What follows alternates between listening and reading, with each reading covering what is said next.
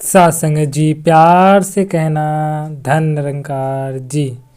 सासंगत आज दास आप सभी के समक्ष एक बहुत ही सुंदर कहानी प्रस्तुत करेगा, जिसमें ये बताया गया है कि किस प्रकार ये निरंकार प्रभु हमेशा हम सबकी रक्षा करता है। सद्गुरु निरंकार जो है ये सदा हम सबकी सहायता करता है।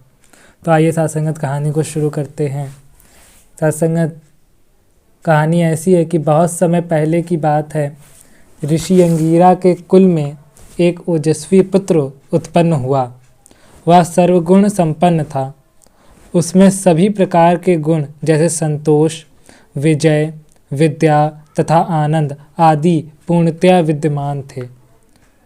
वह बड़ा हुआ तो इन्हीं विद्याओं को और अधिक गहन कर लिया। युवा होने पर उसका विवाह कर दिया गया। इनके पुत्र की 2 रानियां थीं। बड़ी रानी से 9 पुत्र तथा छोटी रानी से 1 पुत्र एवं 1 पुत्री पैदा हुई। इसी के पुत्र का नाम था भरत। इसे जड़ भरत भी कहा जाता है। इसमें से बड़ी रानी के 9 पुत्र कर्म पर विश्वास रखने वाले तथा कर्मकांडी पुरुष बने, परंतु छोटी रानी का पुत्र अपने दूसरों भाइयों से विपरीत स्वभाव का था। वह ब्राह्मण वाले कर्मकांडों पर विश्वास नहीं करता था, बल्कि भगवान के भजन में मस्त रहता था। उसे दुनिया के कार्य व्यवहार से जैसे कोई लेना देना ही नहीं था। उसके भाई व माता पिता उसे उद्दंड समझकर उसका तिरस्कार कर देते, परंतु वह फिर भी किसी की बात का बुरा नहीं मानता था। उल्टे जड़ वस्तु के समान आचरण करता था। उसे कोई कुछ कहता तो कोई कुछ, लेकिन वह किसी भी बात का बुरा नहीं मानता। बच्चे उसके पीछे पीछे भागते, उसे छेड़ते या कोई उसे मूर्ख कहता, पर वह किसी की भी बात का बुरा नहीं मानता था। इसलिए तो वह जड़ भरत के नाम से भी प्रसिद्ध हुआ था। भरत के पिता ने अपना पितृधर्म निभाने की बात सोची। उन्होंने सोचा, चाहे कुछ भी क्यों ना हो, पुत्र जैसा भी हो, उसे शिक्षा अवश्य दिलानी चाहिए। ये तो आखिरकार एक पिता का कार्य है। बच्चों को हर प्रकार से संस्कारित करना, उन्हें शिक्षा दिलाना, जिसके द्वारा संतान सदा सही मार्ग पर चले, कर्मशील बनी रहे, आदि पिता का ही धर्म है। इसलिए उन्होंने भरत को शिक्षा देना प्रारंभ कर दिया। उन्होंने बहुत प्रयत्न किए, परंतु भरत उनके द्वारा कुछ भी सीख नहीं पाए। उल्टा उनके सामने ही उनके द्वारा बताए गए मार्ग के विपरीत आचरण करने लगे। परंतु उनके पिता ने घर गृहस्थी के अधिक बोझ के कारण भरत के लिए कोई विशेष प्रयास व समय नहीं दिया।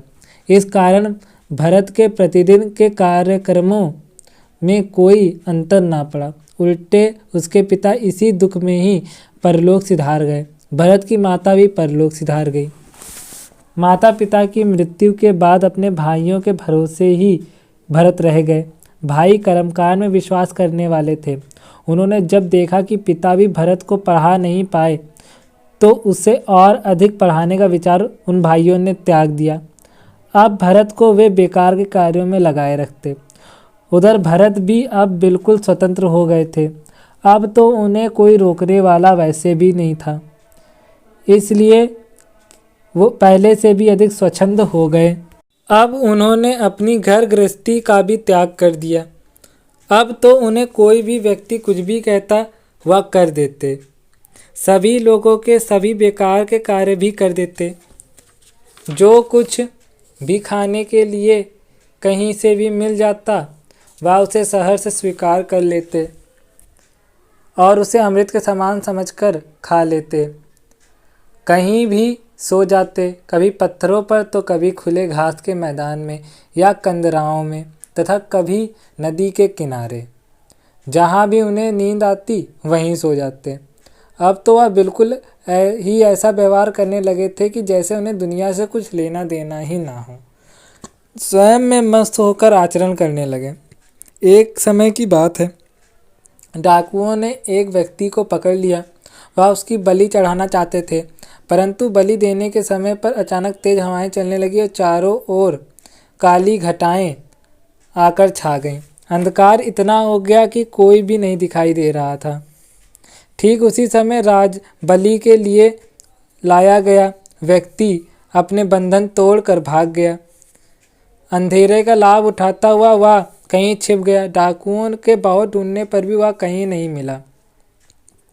इस पर डाकुओं ने अपने मुखिया के घर डर के कारण बलि के लिए किसी और मानव की बलि चढ़ाने की योजना बनाई। फिर वो चारों डाकू किसी और व्यक्ति की तलाश में आगे चलने लगे। डाकुओं को दूर एक मानव आकृति दिखाई दी। संयोग से वह कोई और नहीं बल्कि जड़ भरत ही थे।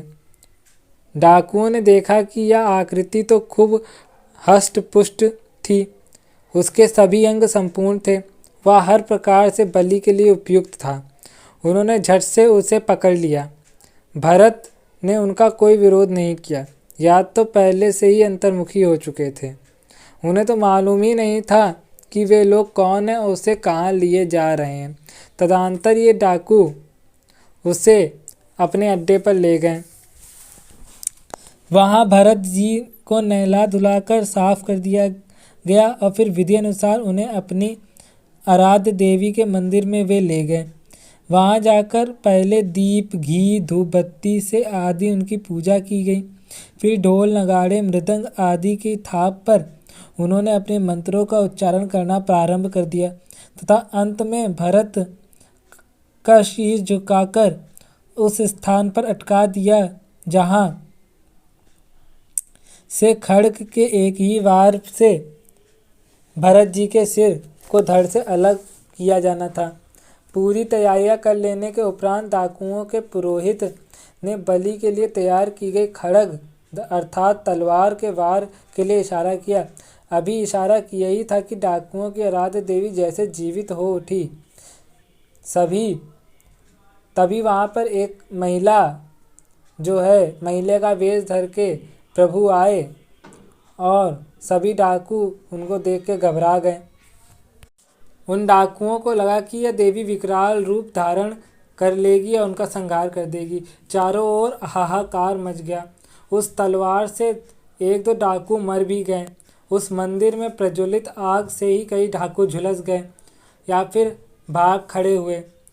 इस प्रकार वह मानव बलि के लिए तैयार यज्ञशाला तहस नहस हो गई। भरत जी वहाँ से उठकर अपनी उसी मस्ती में वापस चल दिए। उनके लिए तो जैसे कुछ हुआ ही ना हो।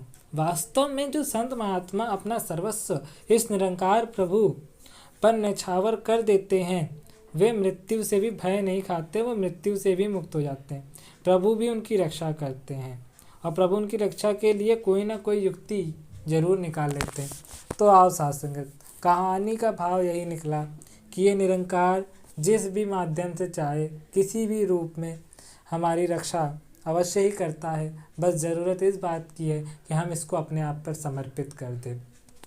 श्रीमद् भगवद गीता के अध्याय 17वें में भी भगवान श्री कृष्ण कहते हैं कि हे अर्जुन, तू समस्त चीज़ों का त्याग करके तू मेरे शरण में आ जा, मुझे अपने आप को समर्पित कर दे, तो फिर मैं तुम्हें समस्त पापों से समस्त कर्मों से मुक्त कर दूंगा। और जब समस्त कर्मों का फल नाश हो जाएगा तो वो मोक्ष की अवस्था उसे ही कहा गया है कि कर्म फल का बंधन समाप्त हो जाए। और जब कर्म फल का बंधन समाप्त हो जाएगा तो जन्म मरण का चक्कर समाप्त हो जाएगा।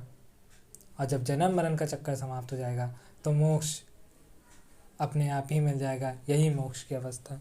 तो आशा संगत, कहानी अच्छी लगी हो तो चैनल को सब्सक्राइब करें, ज़्यादा से ज़्यादा शेयर करें ताकि अन्य महात्मा भी इन कहानियों का लाभ उठा सकें।